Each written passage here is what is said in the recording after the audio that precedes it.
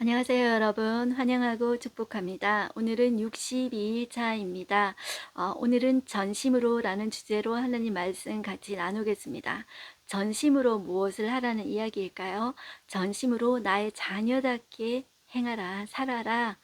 무엇이 기준이 될까요? 이제 하나님의 법이 기준이 됩니다. 그렇게 살기를 바라시는 그런 하나님의 마음을 우리가 볼 수 있었으면 좋겠습니다. 오늘은 신명기 24장에서 26장까지 이제 보겠습니다. 우리 먼저 기도하고 시작하겠습니다. 하나님 아버지 감사합니다. 오늘도 저희가 진리의 말씀 앞에 앉았습니다. 진리의 성령님 이 시간에도 우리의 눈과 귀를 열어 주시옵소서. 하나님은 저 멀리 능력자시고 초월자신데 팔짱을 끼고 그냥 내가 잘하는지 그냥 보고 계시고 감시하고 계시는 분이 아니라 내 일상 속에 내려오셔서 나에게 따뜻한 사랑으로 부모님같이 말씀해주고 싶어 하시고 도와주고 싶어 하시는 그 하나님이라는 사실을 우리가 오늘 보게 하여 주시옵소서. 그 하나님의 사랑을 느끼게 하여 주시옵소서. 법이라고 딱딱하다, 하나님은 나를 감시하는 분이다, 나를 옥죄는 분이다, 이렇게 생각하는 것이 아니라 법에 대한, 하나님의 법에 대한 하나님 우리의 마음의 문을 열게 하여 주시옵소서. 성령 하나님 우리를 다스리시고 주장하시고 인도하여 주십시오. 예수님의 이름으로 기도드렸습니다. 아멘. 네, 오늘 리딩 가이드 한번 보겠습니다. 네, 우리가 계속 가나안 땅에 들어가기 바로 전에 모세가 이제 유언처럼 이 가나안 땅에 들어가기 전에 이 손주와 손녀와 이 아이들에게 어떻게 모세는 말하고 있는지, 그럼 할아버지의 심정으로 말하고 있다, 이렇게 느껴졌으면 좋겠습니다. 그것이 바로 모세를 통한 하나님 아버지의 마음이십니다. 네, 모세의 고별 설교가 계속되면서 다양하고 현실적인 사안이 언급됩니다. 제가 말씀드렸듯이 하나님은 저 위에서 그냥 저 위에 그냥 계셔서 우리를 감시하시고 노려보시는 분이 아니십니다. 내 좁고 좁은 내 현실과 내 아픔 속에 들어오셔서 말씀해 주시는 분이시라는 거죠. 지난 시간에 이어서 계속 하나님은 이번 시간에도 현실적인 문제들에 대해서, 내 삶 속에서 일어나는 문제에 대해서 말씀해 주고 계십니다. 자, 그래서 레위기에 했던 말을 또 하기도 하고 또 오늘 새로운 미션을 주시기도 합니다. 자, 오늘 어떤 내용이 나오냐면 이혼과 재혼에 관한 법, 그리고 갓 결혼한 자의 입영 금지, 저당으로에 관한 규례, 형제를 종으로 판 사람을 죽이라는 내용, 아버지나 자식의 죄로 처벌하지 말라는 내용, 객이나 고아의 송사 등입니다. 또한 재판장의 공정성, 죽은 형제에 대한 의무, 음낭을 잡은 여인의 처벌, 좀 특이하죠? 두 종류의 저울추를 두지 말라는 내용, 아말렉이 행한 일을 기억하는 내용과 첫 열매와 11조에 대한 내용이 나옵니다. 하나님께서 이 규례와 법도를 마음과 뜻을 다해 행하라고 명령하십니다. 네, 이렇게 볼게요. 자, 오늘 가이드맵을 보시면 지난 시간과 동일합니다. 지금 가나안 땅 들어가기 전에 광야 2세대가 어디에 와 있냐면 모압 평지, 다른 말로 요단 동편에 이제 와 있습니다. 이제 우리 본문으로 들어가 보겠습니다. 24장에 보시면 소호 제목이 이혼과 재혼입니다. 하나님께서 우리 현실 속에서 일어난 문제 중에 가정에 대한 문제를 깊이 다루십니다.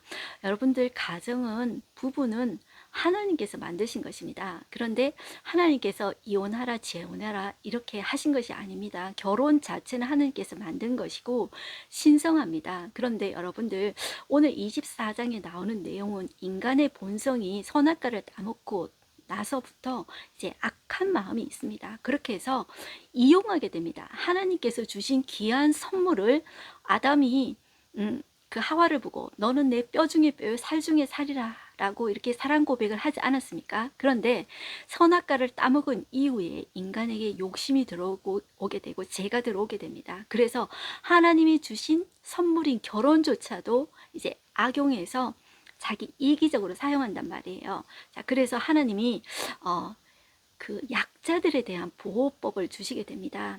그래서 이 이혼은 남자들을 위한 법이 아닙니다. 여자 마음에 안 들어? 그러면 너 이혼 증서 써주고 마음대로 너 이혼해. 그것이 아니라 여자들을 보호하는 차원에서 이혼 증서를 써서 주어라, 이렇게 이야기를 하시는 것입니다. 왜냐하면 여자가 약자입니다. 결혼에 있어서. 왜냐하면 그 당시에 여자는 직업을 가질 수가 없었어요. 그래서 남편이 없으면 과부가 되잖아요. 그러면 먹고 살 길이 없습니다. 그렇기 때문에 이제 남자가 있어야 되잖아요. 그러니까 이혼 증서가 있으면 합법적으로 이제 결혼 상태가 아니기 때문에 또다시 결혼을 할 수가 있는 것입니다. 그렇지만 이것이 예수님 당시에도 오셔서까지 신약에서도 보면 이것을 사람들이 악용해서 남자들이 마음대로 아내를 버리고 했다는 거죠. 그렇지만 하나님의 마음은 처음부터 하나님의 마음은 사랑이셨고 일부일처제였습니다. 네, 그 마음을 우리가 잃지 않았으면 좋겠습니다. 인간이 악함으로 말미암아서 하나님이 하신 법조차 이렇게 자기 마음대로 변경하는 일이지만, 이 모세가 지금 이혼과 재혼에 대해서 말하는 것도 여자를 보호하기 위한 법이었다, 이렇게 생각해 주시면 좋겠습니다. 자, 그래서 24장 1절 한번 보실까요? 사람이 아내를 맞이하여 데려온 후에 그에게 수치되는 일이 있음을 발견하고, 자, 여러분들, 그에게 수치되는 일이 있음을 발견하고, 여기에 무슨 뜻일까요? 자, 우리가 생각하면 이 여자가 다른 남자와 간음을 했나, 이렇게 생각할 수 있지 않습니까? 그런데 그것이 아니라, 자, 왜 그렇게 생각할 수 있냐면 간음을 했다 그러면은 즉시 죽입니다. 돌로 쳐서 죽입니다. 그렇기 때문에 그런 간음의 행위가 아니라, 결혼을 했는데 보니까 무슨 장애가 있다든지 남편의 마음속에 어떤 이제 싫은 거예요. 이제 결함이 있다. 그래서 그를 기뻐하지 아니하면 정당하게 이혼 증서를 써서 그 여자가 다른 남자와 결혼할 수 있는 기회를 주라, 이런 뜻입니다. 이제 남자 마음대로 하라는 그런 뜻이 아니고, 의도가 여자를 보호하기 위한 것이다, 이렇게 생각해 주셔야 됩니다. 그래서 이혼 증서를 써서 그의 손에 주고 그를 자기 집에서 내보낼 것이요, 그 여자는 그의 집에 나가서 다른 사람의 아내가 이제 법적으로 될 수 있습니다. 그런데 재혼을 했단 말입니다. 그런데 3절에 보면 그 둘째 남편도 그를 미워해서 이혼 증서를 써서 그에게 손에 쥐어주고 이제 그를 자기 집에서 내보냈거나, 또는 그 남편이, 둘째 남편이 죽었어요. 자, 그러면 그 여자는 이미 몸을 더럽혔은즉 바로 전 남편이 다시 아내로 맞아들이지 말라는 거죠. 자, 이것은 여호와 앞에 가증한 일이다, 이렇게 이제 적어놨죠. 이것은 그 당시에도, 여러분들 오늘날 또 스와핑 들어보셨죠? 남의 이제 남자와 이제 남편을 바꿔치기 해서 이제 관계를 하는 거 있잖아요. 그런 것들이 그 당시에도 있었답니다. 이런 것들에 대한 금지, 그러니까 결혼을 신성시 여기라는 거. 그 이혼 증서를 써줌으로 이제 그 증서를 써줌으로 인해서 또 마음이 또 변할 수도 있거든요. 그래서 결혼을 신중하게 생각하고 귀하게 여겨야 된다. 그것이 하나님의 기본 마음입니다. 네, 그래서 너는 내 하나님 여호와께서 내게 기업으로 주시는 땅을 범죄하게 하지 말지니라. 자, 이렇게 신성시 여기면서 나의 백성은 살아야 된다. 그 하나님이 거룩하시고 신성한 분이시기 때문에 나의 자녀도 그렇게 살아야 된다, 이렇게 이야기하고 계십니다. 그 다음에 5절 보시면, 사람이 새로이 아내를 맞이하였으면 그를 군대로 내보내지 말 것이요 아무 직무도 그에게 맡기지 말 것이며, 그는 1년 동안 한가하게 집에 있으면서 그가 맞이한 아내를 즐겁게 할지니라. 네, 성경에 이런 것도 있습니다. 네, 하나님께서 정말 이렇게 신혼 이 가정이 정말 행복하게 잘 살기를 원하는구나, 그런 하나님의 마음을 느끼셨으면 좋겠습니다. 정말 이렇게 새로 시작하는 그 가정을 축복해 주시는 그 하나님의 마음, 제가 창세기 할 때 이런 말을 했었습니다. 하나님께서 아담과 하와에게 에덴 동산을 주신 것은 에덴 동산이 아담과 하와의 신혼집이었습니다. 그것처럼 하나님은 새롭게 시작하는 그 가정에게 하나님 이렇게 축복해 주시면서 너희가 1년 동안 행복하게 둘이서 잘 살아봐, 이렇게 하시는 아버지 하나님이십니다. 그리고 이 기간 동안 뒤를 이어서 제 자녀를 낳을 기간을 마련해 주시는 것입니다. 네, 그렇게 보셨으면 좋겠습니다. 그 다음에 6절, 사람이 맷돌이나 그 윗짝을 전당 잡지 말지니 이는 그 생명을 전당 잡음이니라, 이렇게 이야기하죠. 자, 이 맷돌이나 이런 것은 이제 이것도 약자들을 보호하기 위한 것입니다. 그래서 맷돌을 어떻게 저당 잡히냐 했을 때 설명이 나옵니다. 제가 한번 보겠습니다. 자, 맷돌은 곡식을 갈아 빵을 만드는 필수적인 도구입니다. 지금은 아니지만 옛날에는 그랬단 말이죠. 그리고 빚 담보로 맷돌을 취하는 것은 생계에 중대한 영향을 주어서 마치 목숨을 빼앗는 것과 같습니다. 그러니까 생계와 생명과 연결된 것이기 때문에 자, 그렇게 하지 말라는 거죠. 자, 그리고 7절 사람이 자기 형제 곧 이스라엘 자손 중 한 사람을 유인하여 종으로 삼거나 판 것이 발견되면 그 유인한 자를 죽일지니. 자, 이것이 인신매매 금지. 너는 그 유인한 자 인신매매 했어? 그러면 죽여야 된다. 그래서 악을 제해야 된다. 그렇게 이야기하십니다. 8절 보시면 나병에 대해서 이제 레위 사람 제사장들이 가르치는 대로 해라. 자, 이것은 우리가 레위기 할 때 레위기 13장 14장에서 했었습니다. 그래서 같이 떠올려서 보시면 좋겠고요. 그리고 12절에 보시면 뭐 가난한 자이면 어떻게 해라 이런 것이 나옵니다. 그러니까 이 24장 전체 내용이 하나님께서 약자들을 위해서 이제 이 법을 주셨다 이렇게 생각하시면 좋겠어요. 그러니까 얽어매기 위한 것이 아니라 하나님께서 이 약한 자들 또한 하나님이 주신 하나님의 형상입니다. 그렇기 때문에 하나님이 그들을 아파하실 때 하나님도 얼마나 아파하시는가 그 마음으로 너희들은 나의 자녀는 이렇게 살아야 돼 하고 이렇게 이야기해 주시는 것입니다. 그 하나님의 긍휼히 여기심과 사랑이 여기심을 그 마음을 우리가 이제 봤으면 좋겠어요. 그래서 12절 보시면 자, 그가 가난한 자이면 너는 그의 전당물을 가지고 자지 말고 해질 때에 그 전당물을 반드시 그에게 돌려줄 것이라. 그리하면 그가 그 옷을 입고 자며 너를 위하여 축복하리니 그 일이 내 하나님 여호와 앞에서 내 공의로움이 되리라. 이것이 전부 다 약자를 위한 법이라고 생각해 주세요. 14절에도 공공하고 비난한 품꾼 있죠. 자, 다 약자입니다. 그리고 17절도 보실까요? 너는 객이나 고아의 송사를 억울하게 하지 말며 과부의 옷을 전당 잡지 말라. 이것도 또한 약자입니다. 누구보다 약자입니다. 고아, 과부, 객. 자, 다 약자입니다. 왜냐하면 18절 보실게요. 너는 애굽에서 종되었던 일과 내 하나님 여호와께서 너를 거기서 속량하신 것을 기억하라. 이러므로 내가 네게 이 일을 행하라 명령하노라 이야기하죠. 자, 그 사실을 기억하기 때문에 너도 그렇게 그 사람들을 이제 그런 식으로 대해야 된다는 거죠. 자, 그리고 19절에 보면 내가 밭에서 곡식을 베일 때 그 한 뭇이 나오죠. 뭇이라는 것은 집이나 장작 등 작은 묶음을 세는 단위를 이제 뭇이라고 합니다. 우리는 뭐 한 묶음 이런 식으로 표현하죠. 자, 그럴 때 그 한 뭇을 잊어버렸거든. 다시 가져오지 말고 나그네와 고아 가부를 위하여 남겨두라. 자, 이것은 우리가 또 레위기 할 때 하지 않았습니까? 그리고 고아와 과부와 객을 위하여서 남겨두라. 그리고 21절에도 내가 내 포도원의 포도를 딴 후에 그 남은 것을 다 따지 말아라. 이런 이야기 하죠. 자, 그 이유는 22절 너는 애굽 땅에서 종되었던 것을 기억하라. 이러므로 내가 내게 이 일을 행하라 명령하노라. 명령이지만 이 명령이 그 하나님의 사랑의 마음에서 우러나온 것입니다. 자, 이럴 때 내가 너에게 복을 주겠어. 이렇게 이야기를 해주십니다. 그 다음에 25장을 보실까요?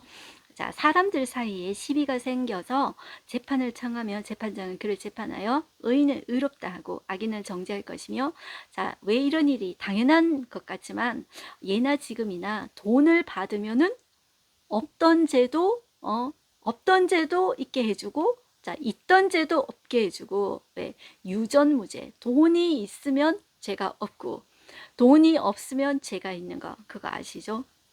옛날에도 그게 있었다는 거예요. 자, 그러니까 나의 백성은 하나님이 공의로우신 분이시기 때문에 의인은 의롭다 하고 악인은 정죄해야 돼. 그렇게 이야기하십니다. 그리고 하나님의 법은 악인에게도 하나님의 사랑이, 하나님의 긍휼이 더해집니다. 그 세상 법하고 다릅니다. 그래서 2절 한번 보실까요? 악인에게 태형이 합당하면 재판장은 그를 엎드리게 하고 그 앞에서 그의 죄에 따라 수를 맞춰 때리게 하라. 40대까지는 때리려니와 그것을 넘기지는 못할지니 만일 그것을 넘겨 매를 지나치게 때리면 내가 내 형제를 여기는 것이 될까 하노라. 이렇게 이야기하죠. 자, 그러니까 40대 이상 넘기면은 그 목숨이 위험하다는 거죠. 그래서 이 40이라는 것은 어떤 고통, 연단을 상징하는, 왜 이스라엘 백성도 40년 광야 생활을 하지 않았습니까? 그래서 40대는 넘기지 말라 이렇게 이야기하는 거죠. 그래서 아무리 죄인이어도 그도 또한 하나님의 형상이라는 거죠. 하나님 형상이기 때문에 최소한의 인간의 존엄성을 지켜줘야 된다. 생명은 하나님께 있다. 그것을 이야기해 주시는 것입니다. 그리고 4절 곡식 떠는 소에게 망을 씌우지 말지니라. 이거는 조금 나이가 드신 분들은 알지만 젊은 분들은 무슨 말인지 모를 수도 있는데요. 곡식을 밟으면서 일하는 소에게 못 먹게 하지 말라는 거예요. 자, 소 입에 망을 씌우면 먹지 못하잖아요. 자, 그래서 이 노동의 대가는 아무리 짐승이어도 이제 노동하고 난 다음에 그 먹는 거, 그 짐승이어도 그거를 존중해 주라는 거죠. 그리고 그 짐승이어도 사랑해 주라는 거죠. 그러니까 하나님의 사랑의 마음이 여러분들 느껴지십니까? 자, 하나님은 참새 한 마리도 땅에 떨어지는 것을 그것이 하나님의 뜻이 아니면 떨어지지 않는다고 했습니다. 하나님은 동물도 사랑하시지만 가장 사랑하는 것이 하나님의 형상인 사람입니다. 그렇지만 그 하나님의 형상이 하나님의 형상으로 사랑과 돌봄을 실천해야 됩니다. 동물에게도. 자, 그런 하나님이시라는 거죠. 그리고 죽은 형제에 대한 의무가 나옵니다. 이것이 뭐냐 하면은 옆에 보시면 여러분들 계대, 결혼, 수혼 제대라고 하는데 형제 중에 한 명이 자녀가 없이 죽었어요. 그러면 그의 형이나 이제 동생이 죽은 형의 이름을 이제 대신해 가지고 이제 그 형수에게 들어가서 이제 그 가업을 잊게 하는 거예요. 그래서 이것이 이상하다 생각할 수 있지만 조금 전에 제가 그 가정에 대해서 이야기할 때 그 여자는 약자라고 하지 않았습니까? 남편이 없으면 먹고 살 길이 없습니다. 고아 가부는 천하의 제일 불쌍한 사람입니다. 그렇기 때문에 어떻게 해야 되냐 하면은 자, 5절 보시면 형제들이 함께 사는데 그 중에 하나가 죽고 아들이 없거든. 그 죽은 자의 아내는 나가서 타인에게 시집가지 말고 그 남편의 형제가 그에게로 들어가서 그를 맞이하여 아내로 삼아 그의 남편의 형제된 의무를 그에게 다행할 것이요 그 여인이 낳은 첫 아들이 그 죽은 형제의 이름을 잊게 하여 그 이름이 이스라엘 중에서 끊어지지 않게 할 것이니라. 이렇게 이야기하죠. 그러니까 이 여자를 위한 고아와 가부를 위한 일종의 사회 보장 제도다 이렇게 생각해 주시면 좋겠어요. 그래서 하나님 근친 뭐 상간 이런 거 상가라고 했는데 하나님 그때는 그렇게 해놓고 왜 지금은 이렇게 해요? 이렇게 하지 마시고요. 이것은 하나님이 그 하나님 백성에게 주시는 그 당시 사회보장 제도였다 이렇게 생각해 주시면 좋겠어요. 그런데 이제 예외도 있지 않을 수 있겠습니까? 뭐 나는 내 아내를 너무 사랑하고 내 아내가 그거 싫어하니까 이제 형수에게 들어가는 거 싫어. 그러면은 창피를 당해야 됩니다. 이제 어떤 일을 당해야 되냐면 이제 그 아내가 그 형제 아내가 그러니까 형수 되는 사람이 성문으로 장로한테 데리고 가는 거예요. 그래서 장로들이 이제 설득을 하는 거죠.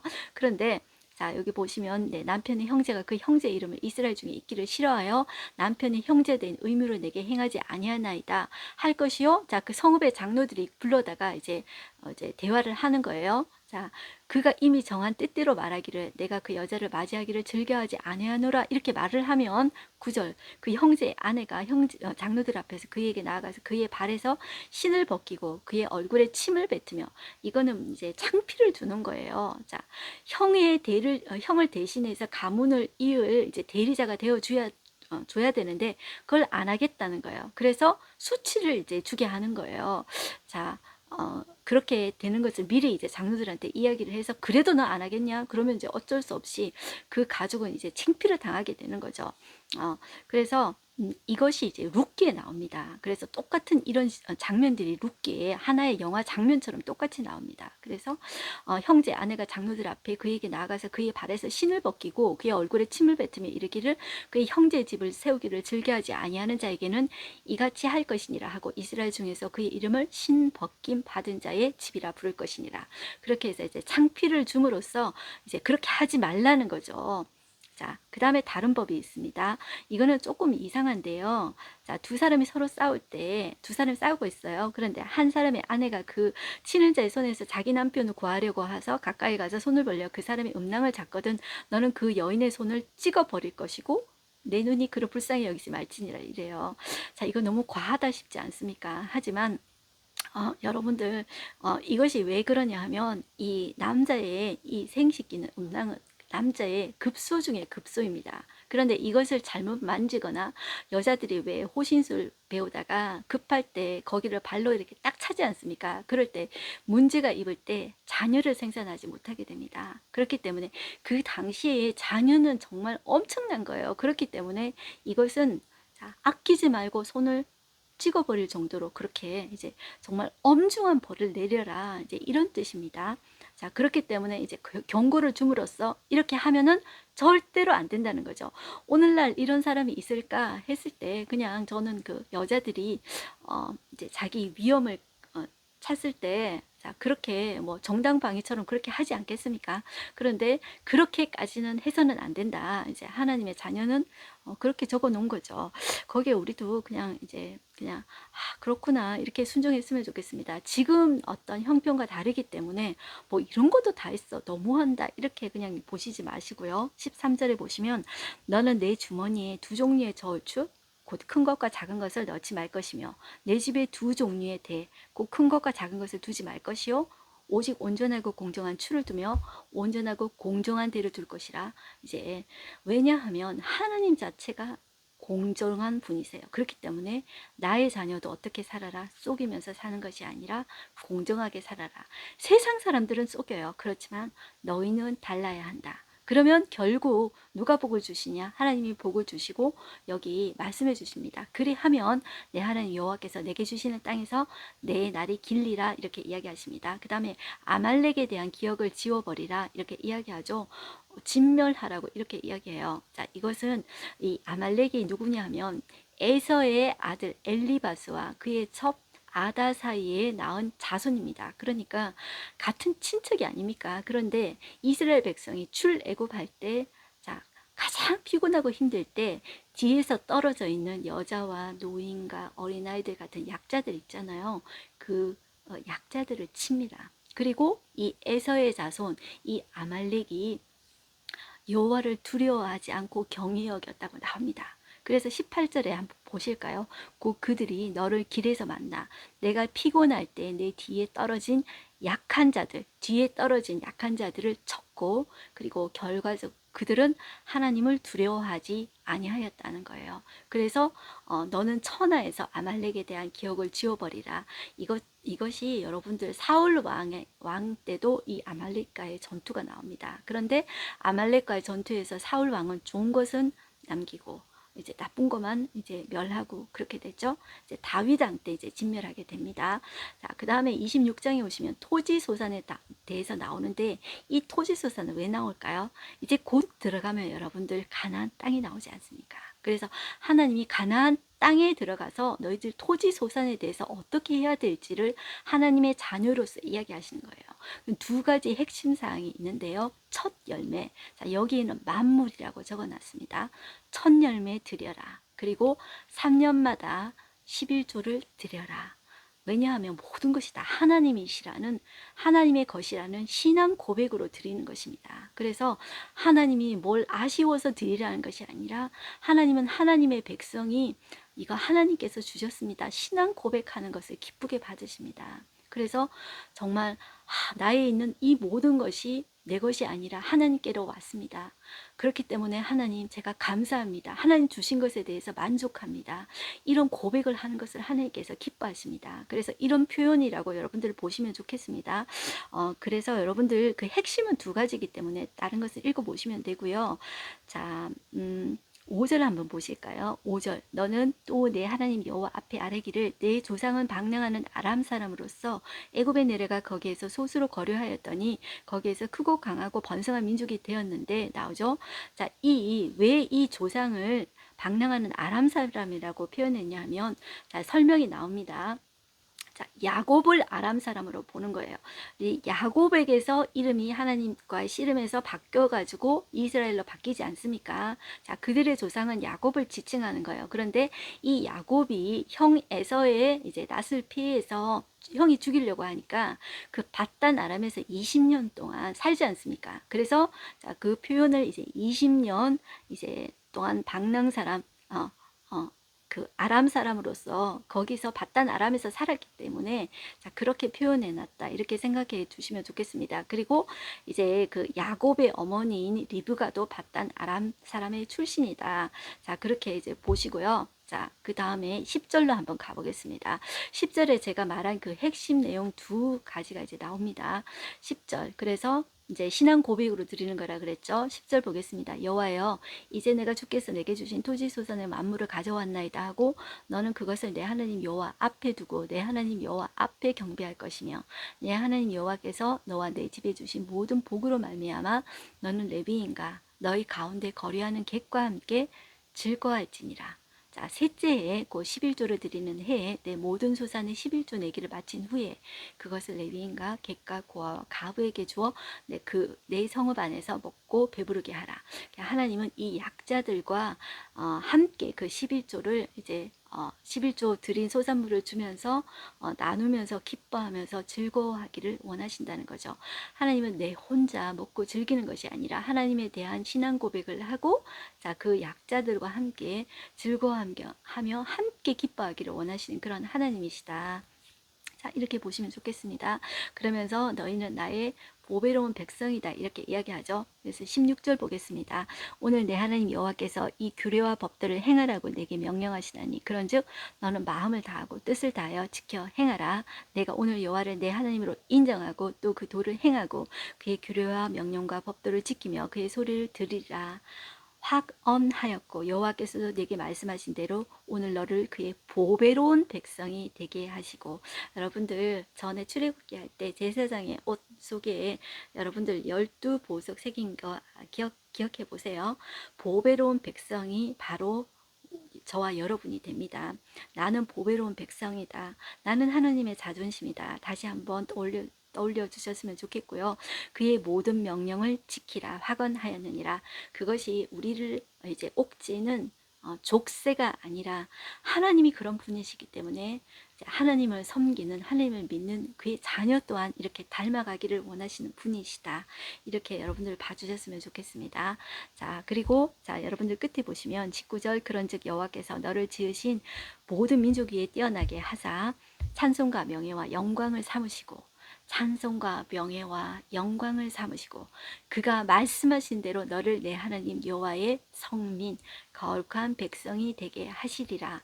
네, 이렇게 하나님은 말씀하십니다. 하나님께서 이루어 가실 것입니다. 네, 오늘 하루 한 절 말씀 보겠습니다. 너는 애굽 땅에서 종되었던 것을 기억하라. 이러므로 내가 내게 이 일을 행하라 명령하노라. 네, 우리가 하나님께서 이렇게 말씀하신 약자들을 배려하고 사랑을 베풀 수 있는 것은 우리 또한 어떤 존재였습니까? 우리 또한 그런 약자였고 종되었던 존재였습니다. 하나님께서 우리 또한 그런 걸음더미에 드시사 황폐한 곳에서 우리를 일으키시면 우리 자랑하려고 그런 것이 아니라 하나님이 누구이신지 사람들에게 말하라는 거죠. 보여주라는 거죠. 그 하나님이 사랑의 분이심을 그리고 그 하나님이 긍휼의 분이시라는 것을 보여주라는 거죠. 그렇게 살아라 그렇게 말씀하십니다. 오늘의 인사이트 보겠습니다. 하나님은 이스라엘이 400여 년 동안 노예로 있다가 해방된 것을 강조하십니다. 그들은 하나님의 속량을 힘입어 속량이라는 말은 사셨다는 것입니다. 무엇으로 사셨습니까? 하나님 자신의 피로 사시지 않았습니까? 자, 힘입어 물리적인 자유를 얻었지만 그들의 내면과 생활 방식은 여전히 노예를 벗어나지 못했습니다. 그래서 툭 하면은 불평 나오고 툭 하면 죄된 본성이 나오지 않습니까? 예수님 와서 신약 시대에 와서도 그렇게 본성들이 나오는 걸 보지 않습니까? 그것이 오늘날 우리도 그렇지 않습니까? 그렇지만 진짜 내가 하나님의 자녀라면 나는 어떻게 살고 있는가? 오늘도 내 자신을 점검해 봤으면 좋겠습니다. 자, 한번 계속 보겠습니다. 상황이 어려울 때면 애굽으로 돌아가려고 했고 심지어 모세를 돌로 치려 했습니다. 여러분들 그것이 한두 번이 아니었죠. 종되었던 사실을 잊지 않되 종으로 돌아가지는 않아야 합니다. 우리는 하나님의 자녀, 하나님의 영광과 하나님의 노래가 되는 그 하나님의 자녀로 살아가는 저와 여러분들 되기를 원합니다. 기도하고 마치겠습니다. 하나님 아버지 감사합니다. 하나님 오늘도 하나님 말씀해 주십니다. 하나님의 자녀는 하나님의 사랑과 하나님의 긍휼을 비추면서 살으라고 하십니다. 왜냐하면 우리 또한 죄의 종이 되어서 슬픔과 아픔과 그런 그 가운데 노예되어서 살았기 때문입니다. 그래서 하나님, 가난하고 불쌍하고 그런 자들을 하나님 이용하는 것이 아니라 불쌍히 여길 줄 알고 사랑을 베풀어 줄 줄 아는 우리 되게 하여 주시옵소서. 하나님의 넓은 마음을, 우리 또한 넓은 마음을 담아서 베풀 줄 아는 우리가 되어지게 하여 주시옵시고, 하나님 그 외에 꼭 필요한 것들을 하나님께서 꼭 채워주시는 아버지 하나님이라는 사실을 명심하는 우리가 되어지게 하여 주시옵소서. 하나님을 내가 하나 잘못하면 나를 때리는 그런 속 좁은 하나님으로 보지 말게 해주시고, 사랑의 하나님, 긍휼의 하나님, 그 하나님을 깨닫게 하여 주시고, 그 하나님을 닮아내는, 반사해내는 우리가 되어지게 하여 주시옵소서. 그 하나님을 더욱더 사랑하게 해 주시옵시고, 그 하나님 점점 더 닮아가는 우리 되게 하여 주시옵소서. 오늘도 감사드리며 예수님의 이름으로 기도드렸습니다. 아멘. 여러분들 오늘도 승리하시고요. 우리는 하나님의 아름다운 자녀입니다. 그리고 하나님의 자존심이고, 손주가 할아버지가 손주를 자랑하듯이 하나님도 우리를 자랑하고 싶어 하시는 분이시라는 것을 꼭 기억하고 우리가 하나님의 자랑이 되었으면 좋겠습니다. 승리하십시오. 화이팅!